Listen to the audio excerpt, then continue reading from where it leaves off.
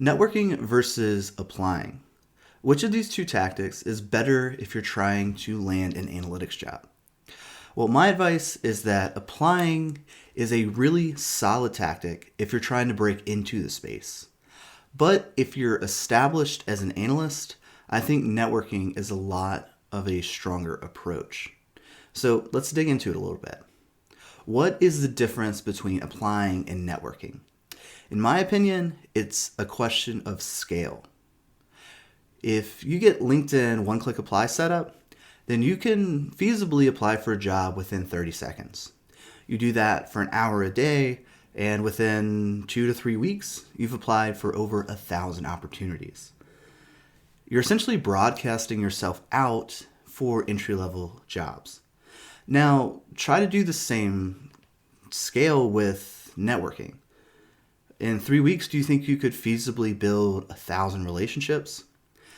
It's just not possible. And that's why networking is called narrowcasting. So it's much more of a higher investment of your time and your energy and your thoughts, but you're going to be cultivating much richer relationships. If you're a faceless applicant on a resume applying for a job, you might be lucky if you get a 5 to 10% conversion rate.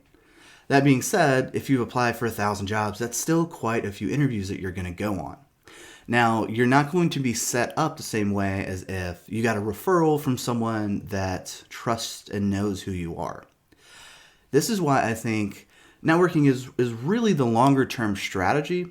You can't build these kinds of relationships overnight though. So if you're going to be getting referrals, or that's your tactic is how you want to grow your career, you need to start building those relationships now, because they're probably going to take 3, 6 months, or even a year to really firm up. And I do think it's a solid strategy because as the analytics manager is trying to screen these applicants, they can lean on someone within their team or someone that they know and trust to help alleviate a lot of that burden of finding people. And this concept is called social proof.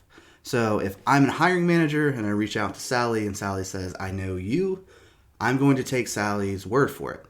And especially if I've worked with Sally or Sally's worked for me, that helps me feel a whole lot better about actually knowing who you are. Because one of the major strategies or problems that hiring managers have is that people aren't always 100% honest on their applications. So they might show up, they might lie in the interview, and then they get in on the job, and it's a total disaster. So if they can lean on this concept of social proof to help make their job a whole lot easier. So there are a few different ways that you can go about building these relationships and effectively network. So one, you can start building relationships online. Now this is an okay tactic, but I want to bring up the concept of graduate school, because I think most people completely miss the point of grad school.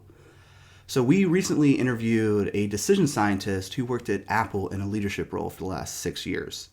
So he went to the Wharton School of Business, which is one of the top business schools on earth. And in that conversation, he flat out said, I didn't go to Wharton to learn anything. I went to Wharton to buy into the network. So these graduate schools are almost like fraternities or sororities. You buy into that alumni network. It's kind of secondarily like focused on education, which I think is wild. But on a little caveat, it makes total sense because professors, typically speaking, and I know I am a professor, call myself out here. Well, I guess I don't fall into this, but most professors are academicians. All they do is study the work that other people have done. They haven't actually gone and done a lot of work specifically within the realm of business. So they're going to be teaching you things that are antiquated from people who don't really know what it's like within the work environment. But that being said, it can still be worth the investment if you buy into this stellar network, because then all of a sudden a lot of job opportunities start opening up because you're in the network. All right, so to recap, applying is a solid strategy. It is going to be a lower time investment, but that being said, it makes up for it in scale. So you can use applying to broadcast yourself into the analytics industry. On the flip side of that, networking is narrowcasting. So you're going to be spending a lot of time and energy and cultivating much fewer connections in the space, but they're going to be much richer.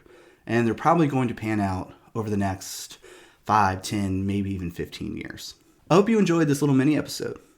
If you want to hear more advice on how to break into the analytics space, search for our podcast, How to Get an Analytics Job. We're on all the major podcasting platforms.